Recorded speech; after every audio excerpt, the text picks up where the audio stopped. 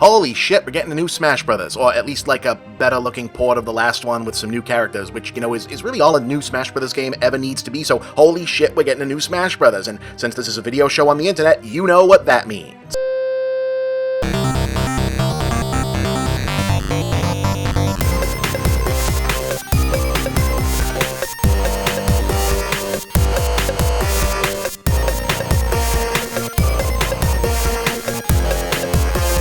Baseless, content-free speculation about which new characters should be in the damn thing, and this time I don't have a top 5 or a top 10 or a top 20, I got 50. That's right, 50 characters who should either debut or return in whatever they call the new Smash Brothers for Nintendo Switch. How will they work with the balancing? I don't care. Are any of them redundant? I don't care. Do they fit the increasingly tenuous rules for who can and can't appear? I don't care. Are any of them Detective Pikachu? Hell no, that thing creeps me right the fuck out. I'm the game overthinker, and aren't you also Movie Bob? Yes? But you're arbitrarily doing this for the Game Overthinker persona this week because video games. Uh-huh. So changing the titles and scenery around honestly makes no difference here other than letting you remind everyone that you still own this particular YouTube brand. Are you finished? Yeah, fine. I'm the Game Overthinker, and these are the top 50 characters who should join the new Smash Brothers for Switch. Number 50, Conquer. 90s console gaming's answer to Eric Cartman is probably better known today for reissues of the cult classic original game on Xbox platforms, but he originated on the Nintendo 64 as a late-in-the-game attempt to prove Nintendo platforms could play things nasty too. Wouldn't it be fun to see him mix it up with the regular crew now? Sure, you'd have to bleep out 90% of his dialogue, but somehow that's even funnier, right? Number 49, Simon Belmont. Castlevania was born on Nintendo consoles, Castlevania thrived on Nintendo consoles, and it's not like Konami's doing anything with them anyway, and he does have a unique fighting style. I'm the master. I don't have to stand for this. What kind of a sadist uses a whip?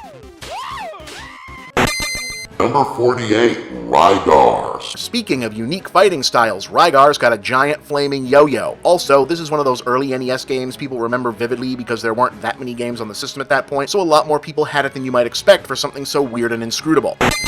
Number 47, Birdo. She's got a great design, a somewhat accidentally infamous biography, and let's face it, the entire supporting cast of Super Mario Bros. 2 is overlooked in general, and we really need to get as much use out of all the Mario stuff we can, because we've only got like 2 years tops left before the franchise is potentially destroyed forever, because Nintendo gave the movie rights to the fucking Minions people. Number 46, Joanna Dark. Everybody remembers Perfect Dark, right? No? Well, it was cool and it started out on the N64. Smash could always do with more female characters, and this one also has guns, and okay, look, it was harder to get this to 50 than I thought it would be, okay? Number 45, Nestor. Rest in peace, Nintendo Power Magazine. A generation of players will never forget you. And if Nintendo's just enough of a douchebag mascot of the 80s and 90s were to be immortalized in Smash Brothers, neither will anyone else. Are you crying because you're thinking about Nintendo Power ending again? A little bit, yes. Number 44, Stanley the Bugman. The exterminator who inexplicably took over for Mario as the protagonist role in Donkey Kong 3 never got a rematch with the Big Ape and never encountered Mario proper. Now, we can make that happen. Number 43, Fulgore. Killer Instinct is legitimately a huge part of Nintendo history. Whether it's a proud part or not probably depends on whether you think the game itself is more than a footnote in fighting game history. Still, with its roster of characters that occasionally looked like someone looked at every other fighting game's lineup and said, hey, this could be more over the top but somehow also more generic, Fulgore was definitely the most distinctive. Though I guess Saberwolf is the old school reference, I don't know, anyone from KI kinda works. 42, Labo Robot. My gut is telling me Labo is going to be huge deal, even if it's not a really my bag. And I kind of feel like this cardboard exosuit thing has to be the breakout thing. I mean, they let the Wii Fit trainer lady in. Yeah, but I think part of that was a bunch of people had like a weird crush on her, like a sexual hang-up thing. That's not really a thing, is it? No, you know what? I don't want to know. Number 41, Starfy. He's one part Kirby, one part SpongeBob, and he's one of the rare Nintendo mascot heroes to never fully catch on outside Japan. Maybe this would help. Plus, he's got kind of a nifty power set and a cute supporting cast. Speaking of which... Number 40, Miles Prower. Look, if Mario gets to bring Luigi, and Kirby gets to bring DDD and Meta Knight, and Pikachu gets to bring fucking everybody, Sonic should get to bring Tails. It's only fair, and he'd be another welcome floater for the younger kids and newbies to work with. Number 39, Master Higgins. I mean, Adventure Island kinda rocked, right? So, yeah. Plus, did you know he was actually a real guy? Yeah, they changed the name for Western release, but in Japan, Adventure Island was a mascot platformer built around real-life pro-gaming celebrity and eventual Hudson executive Takahashi Meijin, which would make him the first actual person to fight in Smash Brothers, I think. That'd be something. Number 38, Captain Syrup. Smash Brothers already has a lot of stuff, but does it have a sassy pirate? Shouldn't everything have a sassy pirate? Actually, on that note, 37, Guybrush Threepwood. why not show some love to the hero, sort of, from one of the greatest PC adventure series of all time? Sure, I guess there's already plenty of people with swords in the franchise, although, do we really need everyone from Fire Emblem in these things? Really? But Guybrush could maybe have like a Scum Engine option menu-based Final Smash? Yeah, that'd be a thing. Number 36, Popeye. So, hey, did you know that when Shigeru Miyamoto started working on converting Radar Scope into Donkey Kong, he was originally designing it to be a game about Popeye with Bluto and Olive Oil as the villain and damsel because Nintendo was trying to acquire that license? They didn't get it in time, so he created original characters instead, and the rest is gaming history. But then Nintendo did get the license, and Miyamoto designed a Popeye game anyway that was a pretty solid arcade hit in its own right and part of the original NES Black Box run. So, yeah, why not Popeye? Number 35, Karnov. Karnov is another one of those bizarre early NES titles that wasn't really a classic in its own right, but a lot of people owned because it was something new to play and it had a cool cover, and remember because it was so distinctively weird. Plus, Karnov himself went on to appear in Bad Dudes and Fighter's History, which was actually called Karnov's Revenge in Japan, so he's an old hat at this. Number 34, Astyanax. Anything to say, Ivan? Nope. Are you sure? Because this is another obscure NES game with a not overwhelmingly unique protagonist, mainly notable as a deep cut for deep cut's sake. You sure you don't have a sarcastic riff about any of it? So, the thing of it is, Astyanax was actually kind of a big deal in our community at the time, so... Huh. Well, okay then. Number 33, Starman and the Amazon. NES Pro Wrestling may have been primitive, but it was surprisingly replayable and an early effort from the future designer of Fire Pro Wrestling series, and either of these two guys were actually pretty novel-looking fighters back in the day. Plus, Starman would be the first Smash Brothers competitor to hail from the great nation of Mexico, and actually, I think the first Latino, period? Number 32, Randy the Ram Robinson. So, you know that part in The Wrestler where Randy is playing the old NES game starring himself with the neighbor kid while the kid tries to explain what Call of Duty is, and it's one of the best scenes in the movie and one of the best scenes about video games in any movie? Did you know they actually programmed a working 8-bit NES game to work in that scene? Yeah, they did. So, yeah. Number 31, Bonk. Pour one out for the console mascot time forgot and recognize that a fighter whose attacks are all headbutt based sounds kinda fun to play as. Number 30, Chibi Robo. He's got an amiibo, he should be in Smash. That sounds reasonable to me. Number 29, Thomas from Kung Fu. Did any early NES adopters not play this classic? Not too many, I'd wager. Plus, I know I've done full shows about this before, but by now everyone knows this is actually Jackie Chan, right? That Kung Fu was the American arcade name for a Japanese release that was actually the tie-in game for the Jackie Chan movie Wheels on Meals. Yeah, look that up. 28, A Boy and His Blob. Cute characters, cult classic, well-regarded, recent reboot, super varied power set, hug button. I mean, this is obvious, right? Number 27, Solid Snake. Metal Gear's protagonist showing up in Brawl was one of the coolest things that ever happened in the series, so why'd they leave him out of the sequel? It's not like the absurdity of seeing the walking embodiment of tactical army guide character design competing against the Nintendo menagerie has gotten less delightful and we're still doing Metal Gear games, so why the hell not get him back in? Number 26, Mappy. Okay, so we're at the halfway mark now, and there's just no unifying theme or bigger point being made here, or even a coherent rationale for why the game needs any of these people, right? This is just a list of stuff you kind of remember liking that you're counting on your audience to enjoy, because it's basically just 50 nostalgia-induced endorphin hits all in a row, and, like, for what? What's the point here? What has anything like this ever accomplished? Last time I checked, a New York Times bestseller and a $100 million movie directed by Steven Spielberg. Point taken. Number 25, Kunio. Kunio is the protagonist of Tenno's shockingly popular and long-lived Neketsu Koha Kunio-kun, or Hot-Blooded Tough Guy Kunio franchise, which combines Japanese high school melodrama, street gang brawling, and dodgeball that was memorably reworked into the River City Ransom series for the US, so he'd have a big moveset and a bunch of alternate skins. Plus, did you know they made a live-action TV show out of this? Like, I haven't seen it, but yeah, who thought that would happen? Number 24, Bomberman.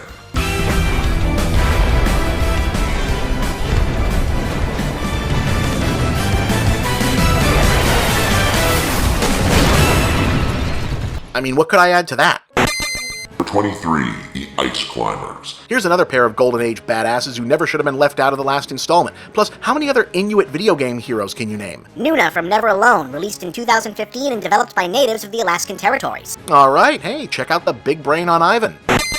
Number 22, Sub-Zero. Honestly, I think it'd just be a riot if we got both Ryu and Sub-Zero in a Smash Bros. Game before we ever get a Street Fighter versus Mortal Kombat. Number 21, Princess Daisy. No disrespect to any of the Nintendo Princess crew, but it's really silly that Rosalina got into Smash Bros. Before Daisy did, so let's rectify this. Number 20, somebody from Undertale. So hey, Undertale, coming to the Switch. Yeah, cool. So someone from there should be in Smash Bros., right? Yeah. Okay, look, I'm not super deep into Undertale, but I recognize the place of honor it has with a whole generation of gamers, and I respect the hell out of that. So, Sans and/or Papyrus, I guess? That seems like the most logical route. They'd look good as amiibos. Number 19, the Doki Doki Panic family. By now, I'm pretty sure everyone knows the reason Super Mario Bros. 2 was so different was that it was an alternate, unrelated Shigeru Miyamoto-produced game, not released outside Japan, with the 4 player characters reskinned into Mario, Luigi, Toad, and Peach. You might not know, though, is those characters in question were a family of Arabian-themed fantasy heroes who originated as mascots for a Japanese TV network's New Programming Festival in 1987, which the game was designed to promote. Their designs are kind of fun, they're absolutely a deep cut of Nintendo history, so you might as well get them in here. Number 18, Nintendogs. So you pretty much just want them to let you play the game as various types of dogs. Yes. Yes, I do. Okay, I'm on board. Number 17, Balloon Fighter. Balloon Fight is probably the best of Nintendo's Joust clones after the original Mario Bros. And one of the all-time classic first-wave NES gems. More to the point, though, it was a late and dearly missed Satoru Iwata's best-known work as programmer. If that wasn't a reason to put it in before, it sure as hell is now. Plus, it's another floater, but only 2 hits maybe, so a little different. Number 16, Sparkster. He's got a jetpack, not everyone's got one of those. You can't argue with that logic. Because I'm moving on to the next thing before you can. Number 15, Bubsy. I mean, what could possibly go... That's a bit of a reach. No, this is a bit of a reach.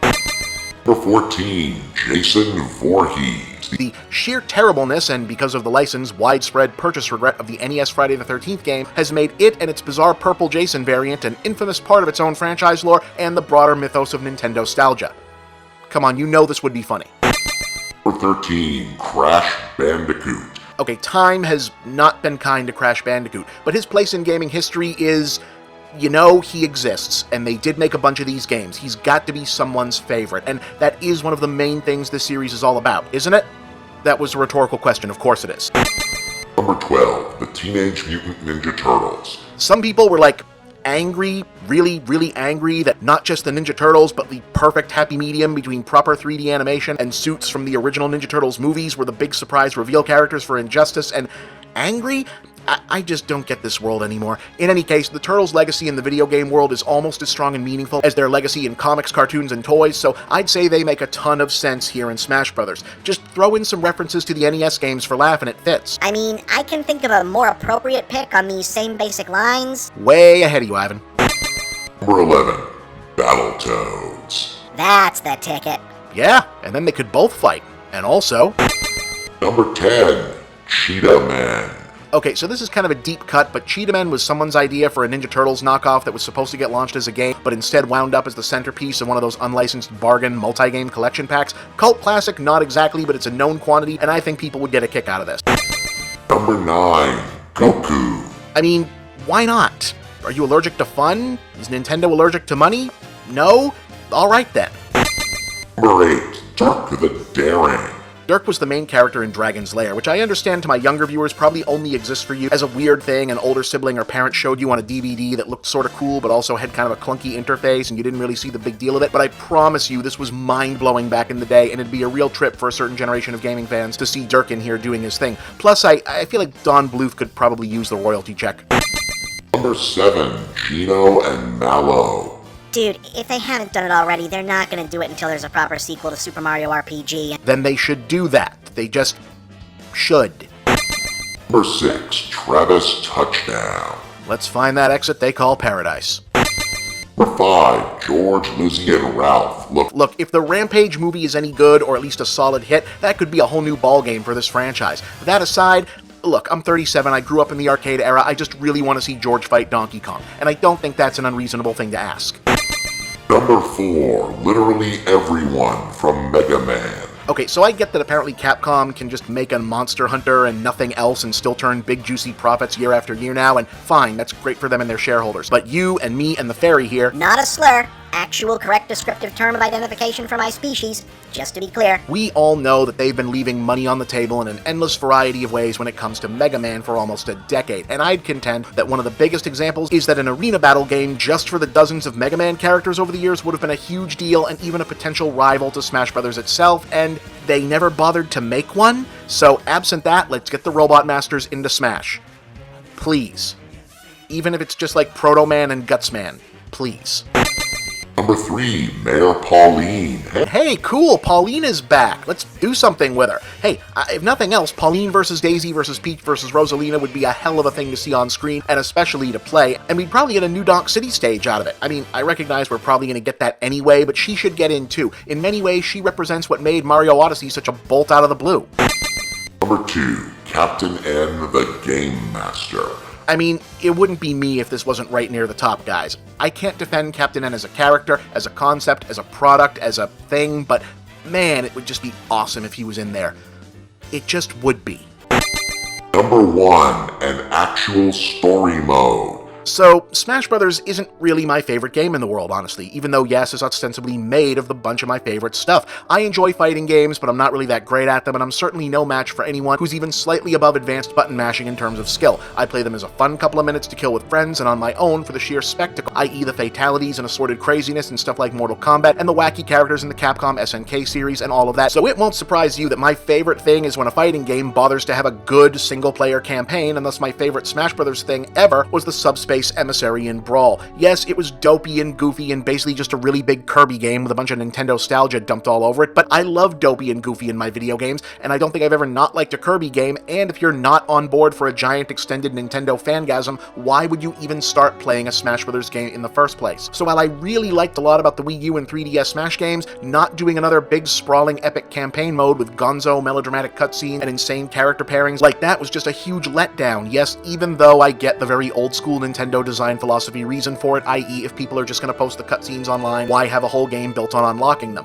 And look, if this is mainly going to be a port of the fourth game, but with everyone already unlocked and a few new guys put in, that's fine and all, but putting in a real campaign would make this feel like a substantively new product all on its own. I know they probably won't do it, and I know that I'm in the minority that cares about this sort of thing in the first place, but I am, and I do, so I hope. I'm the Game Overthinker, and those were my top 50 things that should be in the next Smash Brothers. And I'm Ivan the Intern, getting the last word in.